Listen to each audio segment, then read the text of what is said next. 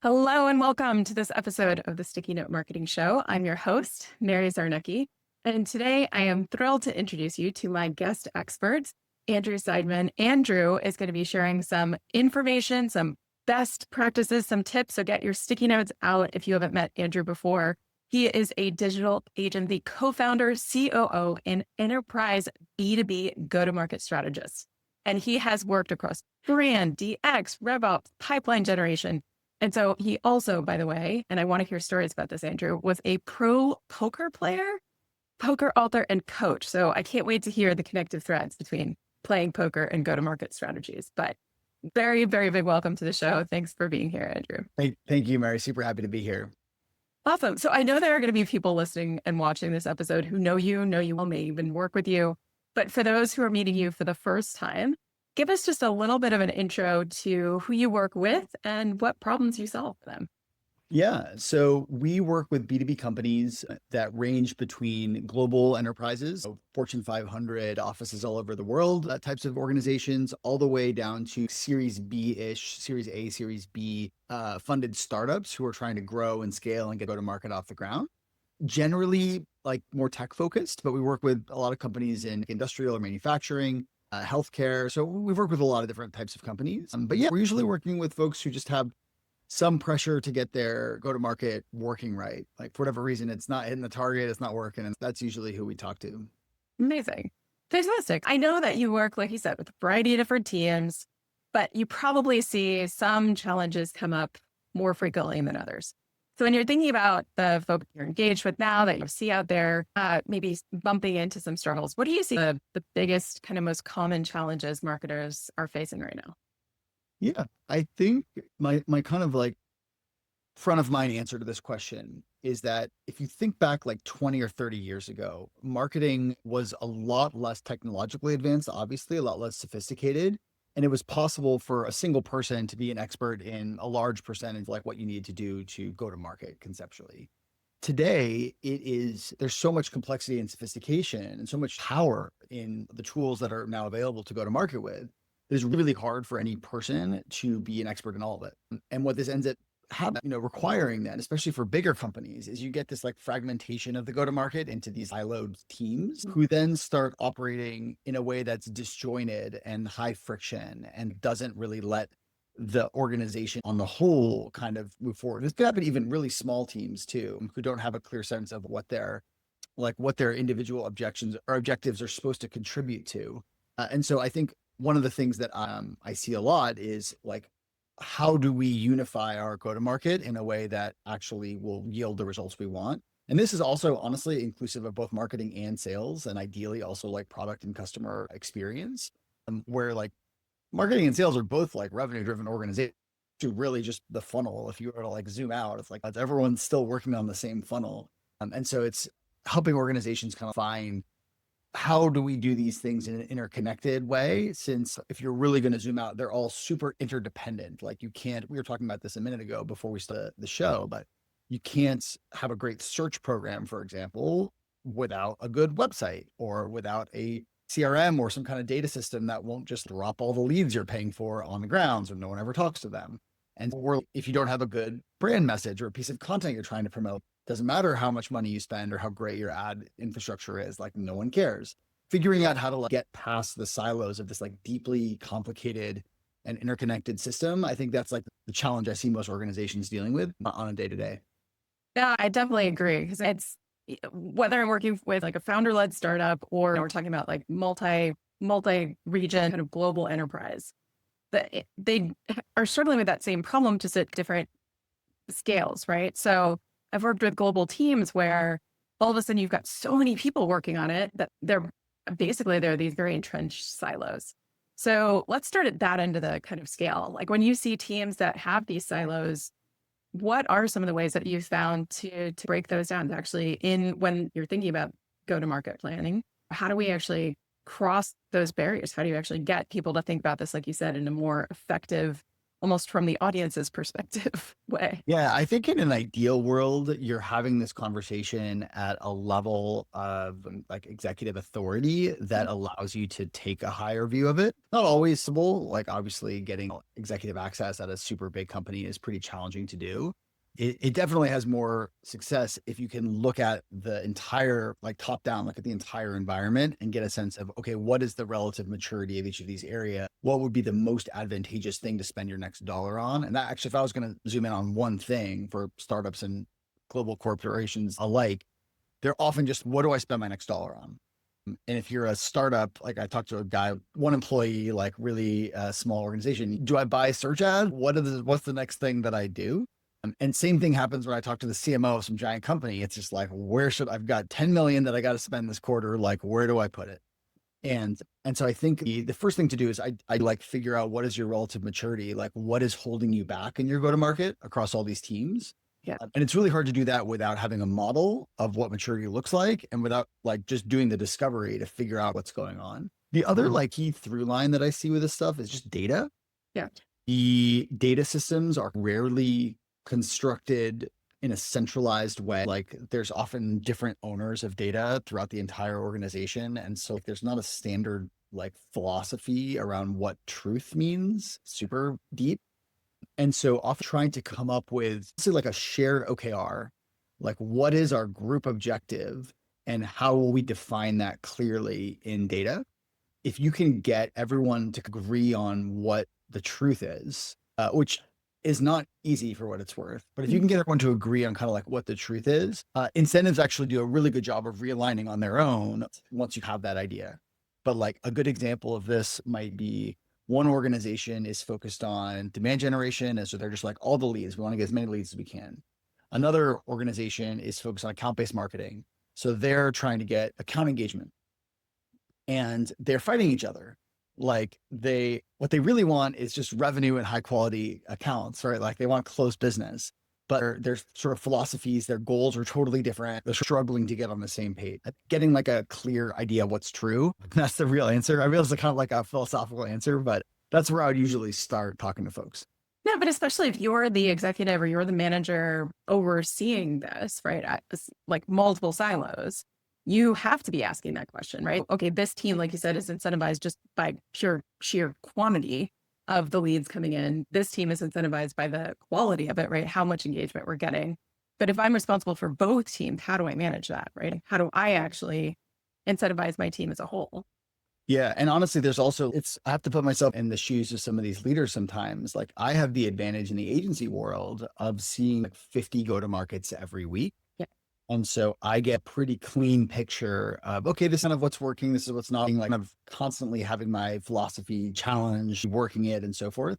When you're in-house, you're often just seeing the same go-to-market over and over again. And your primary pressures are like, what does the CEO want? Yeah. What does the board want? Those kinds of things. And so it's harder to get a clean vision into what should our KPIs actually be. Yeah. And I think for this, we've ended up seeing a ton of challenge specifically with ABM, where organizations have a really deeply entrenched lead-based system and they know they should stop wasting their time with like low quality accounts that aren't gonna like move the needle, but the entrenchment is really deep. And let's say if your SDR org has a quota for number of meetings set, their whole compensation infrastructure is dictated by like, how many meetings did you set? So when you get two leads that come in, one from IBM and one from Joe's Crab Shack is worth the same to the SDR. So it's like, if there's not, you have to rip all that stuff out if you want to make the change fully to ABM. And so I think there's like a lot of challenge in getting organizations to like, let's agree on what the KPI is, agree on the method, and then also swallow the bitter pill of being like, okay, now we actually have to change our whole organization to reflect what is true. If that makes sense. No, I'm glad you brought that up because I know that ABM account-based marketing, for those of you guys who don't like the alphabet soup as much as I do, I know we're going to have people listening to this it's definitely working in their organizations. It's one of their core focus areas, but we may have people who might be a little more new to it. So in either case, when you're thinking about getting into the situation that someone listening or watching to this is, and they're saying, okay, whether I've been doing this for a while and now based on what Andrew's saying, I'm not sure we're really doing it right. or we're just getting started with this and we want to make sure we're going to do this right. How do you advise someone to make sure that it's working for them? What are the like 3 steps that someone can take to make sure that they're getting off on the right foot or getting back on the right approach to ABM? Well, I think the first step is just to take a breath and remember that all B2B marketing is account-based marketing. By definition, you are selling to businesses. And so if you're selling at all, you're doing ABM already. So you don't have to like worry about whether or not you need to buy some fancy tool or whatever it is to do ABM. ABM means selling to businesses, period. The There's a lot I could say on the subject of like, or where do you get started? But the next thing I would say is like, think about how different types of customers would be valuable for you. If you sell a product that, for example, on the one hand, it's your low end is like $500 a month, and on your high end, it's $1,500 a month. There's not this massive gap in value between different types of customers, and every customer looks relatively similar. And in this case, like a big ABM effort might not really make sense for you, because the idea of ABM is you're trying to emphasize the smaller number of really valuable accounts that are that will move the needle far more than other accounts might be. And we're basically like, honestly, at its base, it's like a resource strategy. It's like, how do you align the resources you put into the system, like the marketing dollars, the effort, the sales effort, and so forth? How do you align that with the outputs? Put a ton of effort towards the ones that will be really valuable, put a small amount of effort towards the ones that won't be that valuable. I think for smaller companies, you're often just trying to stay alive, and just get anyone who will give you a credit card is like a good customer. And so for a lot of smaller organizations, I tell them not to worry about ABM because just get customers, just get leads, get customers, get yourself into a point where you have enough revenue and enough comfortable over a runway to then be more efficient later on. So I would say if part one was like, just remember that it's all ABM. Part two is like, think about your customer base. Like what will this matter or will it not matter? And then I think in the third thing, if you're like, oh, I want to get off the ground, the easiest thing to do, or the most powerful thing to do, is actually also the easiest. And it's the one that's most slept on of all that. No one ever wants to talk about this. I always want to talk about this. No one ever wants to talk about it. Who already loves you? Your best customers are not just your biggest ones, but they're the ones who love you. They love your product. They love talking about your product. You're a dream for them. It is stunning how many of these people who are your champions and your advocates, you just have stopped talking to. You haven't texted them. You haven't gone out to dinner with them. You haven't sent them a gift on their birthday. Especially in B2B, and especially trying to sell into larger enterprises, which most ABM organizations want to do, they put all of this energy into, I'm going to run complex, personalized ad and email programs to try to like nurture new engagement. And meanwhile, somebody who spent a year recommending your product 3 years ago just got a new job at one of your target accounts.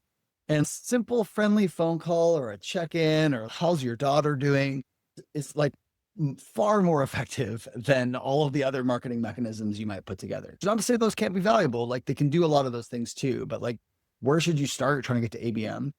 Go call the 20 best customers you ever had and just see how they're doing. That's where I would say to start.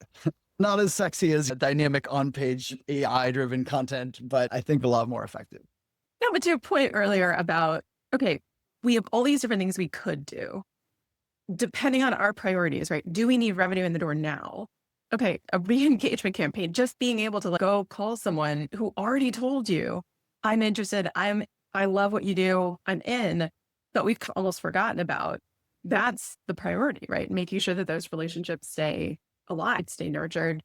And especially because we know people move around so much. I don't know anyone now that stays in careers like we used to before, where it was like 10, 15 years, you stay with the same company. No one does that anymore. So the fact that your champions could be moving around is such an important thing. Or even if they're not moving around, like you're planting these little seeds where they go out to dinner with their friend who mentions this problem, or they're on social media. This happens all the time on social media, where you just see someone that you like say something interesting about a problem that they have, and then you connect the dots and you try to help your friend by, oh, this is a good solution to your problem. Yeah, it is like also the close rates on word of mouth driven referrals are about like 1,000 times better than the close rates on everything else. That's that very statistically sound number I just pulled out, but it's far more likely to close. And also, they're far more likely to be good customers Yeah. when there's some existing social bond that connects you to this person or to this new customer. So when you think about like virality, one of the metrics that we look at most in our organization is what is the ratio of number of referrals coming from our network to number of customers that churn. And we want to have the referral number be greater than that number be greater than one. Because that means that for every customer we get, they're referring more customers than we are losing customers. Ideally, that number is like 2 or bigger. Really successful organizations have 5 to 10x multiples there, where they're just like a crazy virus, basically.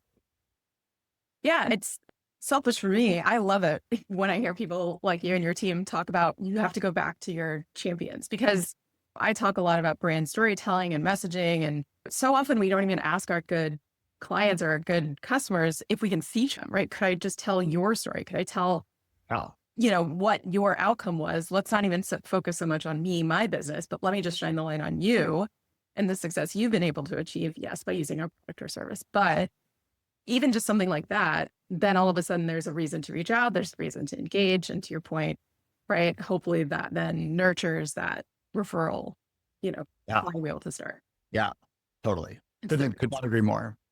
So I know you mentioned data before, and this idea of we have to agree, or there has to be a sense of what is truth. And one thing that always comes up when people mention truth these days is AI. So I'm curious, based on what you're seeing, when it comes to using data to inform go-to-market, when it comes to the impact that AI and AI-driven tools are having on that, what are you seeing come up for organizations right now?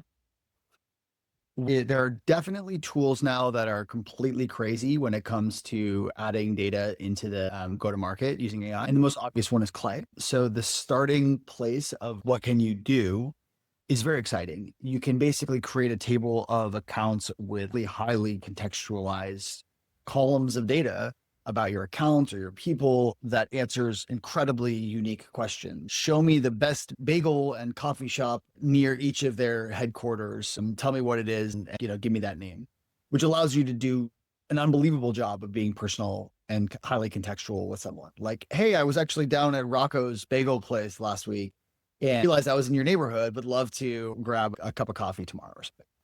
So that is insanely exciting, how much you can make the experience more contextualized.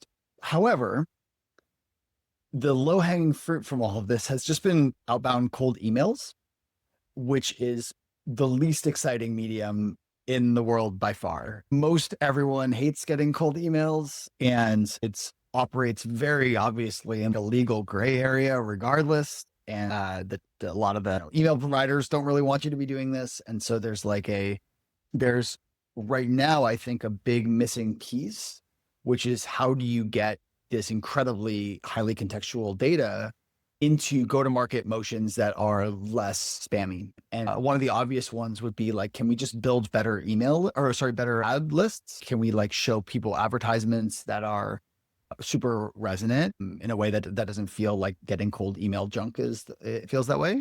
Yeah. Can we use it to curate highly personalized events? I think this is one of my favorite use cases for it. Just be like, oh, hey, I noticed that you are all close to Rocco's bagel and coffee shop, which I just made up. But hey, I'm going to host a bagel brunch there for anyone who cares about learning about XYZ thing in our industry at this place that's all very known and convenient for everyone. Like that kind of messaging, I think can really make it feel more like a community effort as opposed to like a one-sided, like I'm throwing stuff against you kind of thing. But I will say, I think this isn't solved yet. Like we haven't really figured out how to take all this incredible AI-driven info and use it in a way that is not just cold emails. Yeah. Do you have a story of maybe a way that either you internally at your team or with the client have found a way to use AI that you're a big fan of right now? Yeah, I'm going to tout my favorite AI company right now. So I actually did a webinar in January or March actually about AI tools in the go-to-market. So I spent a couple of months searching 40 or 50 tools and speaking to their founders and doing demos. So I like spend like a ton of time in this. And my favorite tool in all of this by far is called Tofu. They're at tofuhq.com. And there a handful of tools do something really smart, which is they, instead of starting with a narrow application, like I write content or I do build web pages or whatever, they start with like your internal knowledge brain, which is to say, give us all of your brand information, all of your content information, like everything about you, everything about your customers, give us all this information first. And then after that, we're going to have applications of this. And the application that they have a few applications, they can write content for you. They can write emails and so forth for you. That part is cool, but it's a little bit more competitive with other companies. The one thing they do that is crazy cool is they will take, you put their code in their website or in your header tag of your website, and it will allow you to make essentially infinite personalized clones of that page for any segment that you want, including down to a one-to-one level. So like we have an account that's doing like very high level ABM and they've got all these really great assets. They can basically just create a unique page for every single account that they're targeting for those assets. So it's like they have a trends report about their area. And it's like, this is the trends report for Farmers Insurance. This is the trends report for Spotify. And the content of those pages is not just, oh, we swapped out the name. It's like, oh, the Spotify one is like, the music streaming industry is incredibly complicated for these reasons. It's just generating super valuable experiences that are like highly targeted for this segment or this person or this company or whatever. And they're doing that literally. I think we spun up 200 of these pages in an hour. Amazing. And you can edit them, you can modify them, you can make them do kind of exactly what you want. Wow. Like people have been trying to do personalization at scale forever. And the resource requirements have been like so outrageous. And then this company has just used AI to solve it.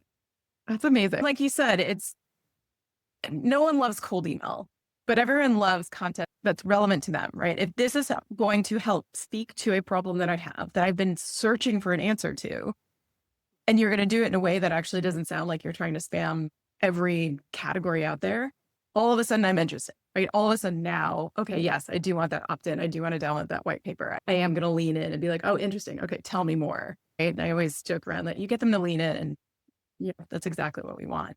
You don't have to give them all the information up front, but if they obviously suddenly see themselves personally in your content, then it's all the difference. Yeah. Imagine just the difference if you work at Spotify between just seeing trends report for businesses versus trends report for Spotify when like on LinkedIn or something like that.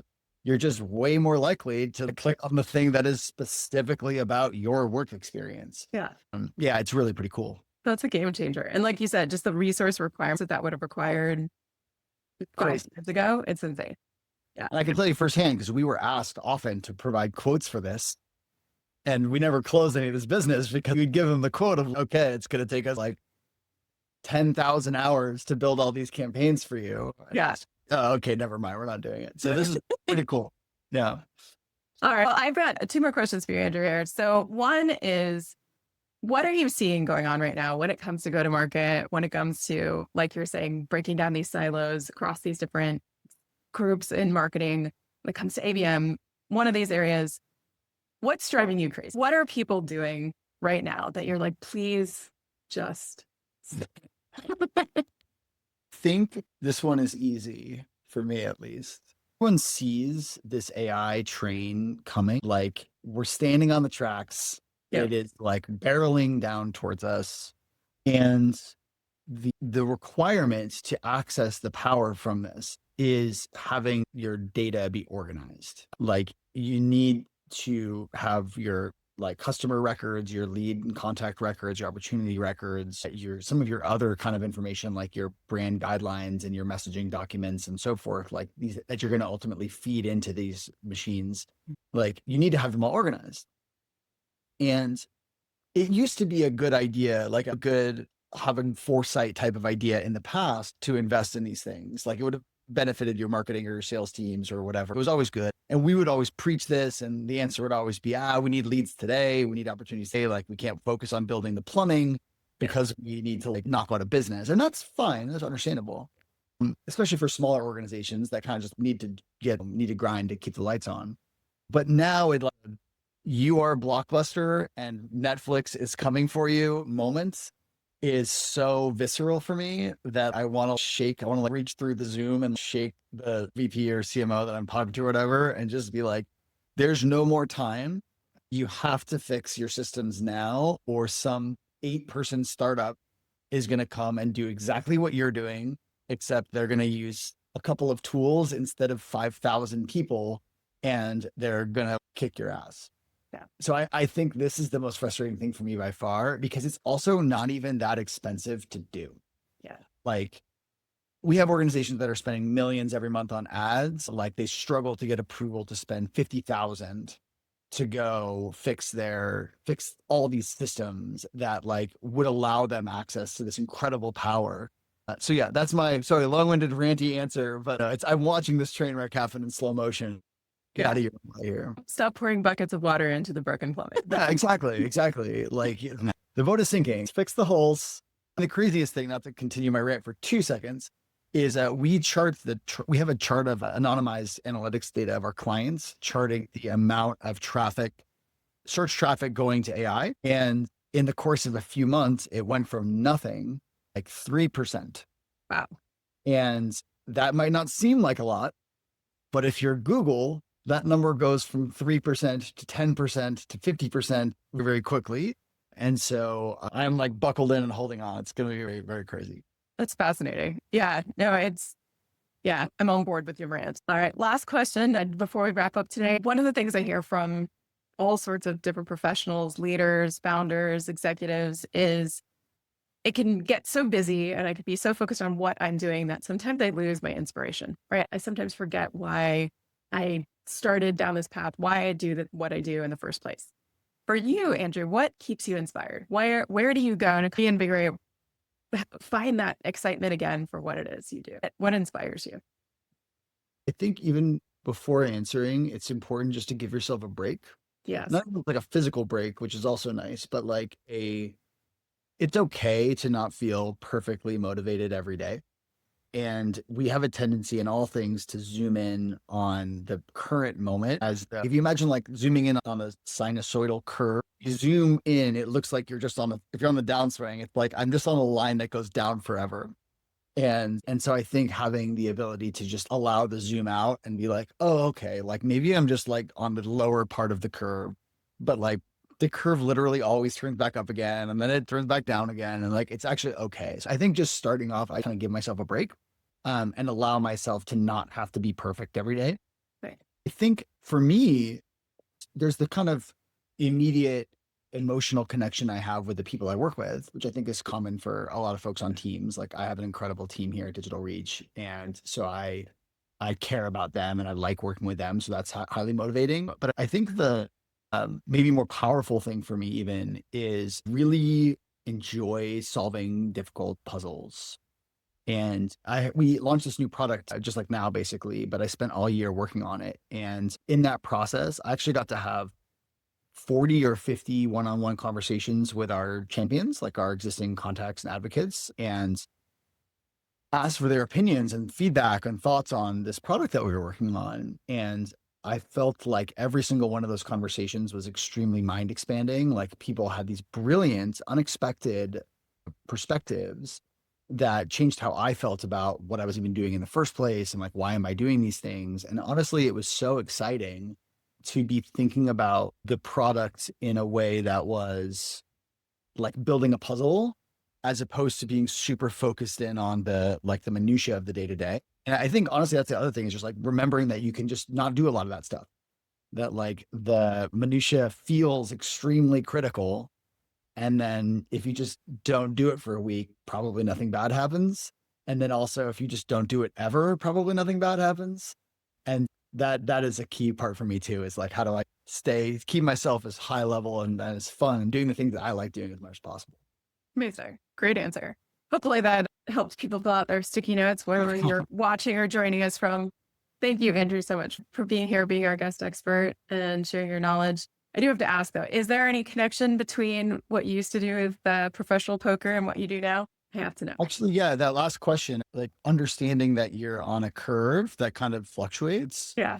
So when I was gambling, so I gambled for a very long time professionally and it can be very intense and stressful. And one of the things that you learn when you don't have control, it's like, keep in mind, like you might make all the right choices in the world and the net result might be a situation where you expect to win 4 out of 5 times and you don't win every time. And sometimes that 1 in 5 that you lose just keeps happening over and over again. And it's because it's not linearly distributed. It's like you might just lose every day for a year, which actually happened to me once. Oh, Um, crushing. like literally after I had basically just won every day for a year. So I went from being like, I'm like the greatest ever to, oh my God, was I ever good at anything? Yes. And so I think probably the most powerful learning I had from that whole experience was the ability to contextualize the recent things in the broader picture. Yeah. And so I think for anything that is variant, that could range from just how did you feel when you woke up this morning? That is something that is variant to business results. Like when you open an opportunity, we put a probability on it. I think it might be 60% or 4 out of 5, maybe 80% is going to win. Same deal. Like last year, we just lost a ton of those. This year, we're like winning a bunch of them. But it's how do you make sure you can contextualize that you're not like imagining that your current rate of change is forever. Not just, I had a bad week. I'm not like going to have a terrible time forever. I had a good week. Like I'm not just going to keep winning forever. And I think that was something that was very powerful for me from gambling. Yeah. That I try to apply in marketing too and business. That is such a good reminder. Yeah. That we're asking myself, am I really zoomed in on this tiny little piece of the curve, or do I have that context? Do I have the perspective of where I am actually? And one other kind of crazy head trip is, let's say that you have a proposal out for $100,000. And let's say that you were able to accurately predict the probability it would close. And let's say it is 4 out of 5 times it closes. The theoretic amount of money you're supposed to win is 80,000. But you're never going to reflect that. Yeah. Either going to win 0, which is going to feel deeply unfair to you. Yeah. Or you're going to win 100,000, the full 100%, which is also unfair. Like you're actually not entitled to that extra 20,000. Like you got lucky for getting that extra amount. So like trying to remember actual amount is not the amount that I get in either case. Yeah. Is a little helpful, although a little tricky to wrap the brain around.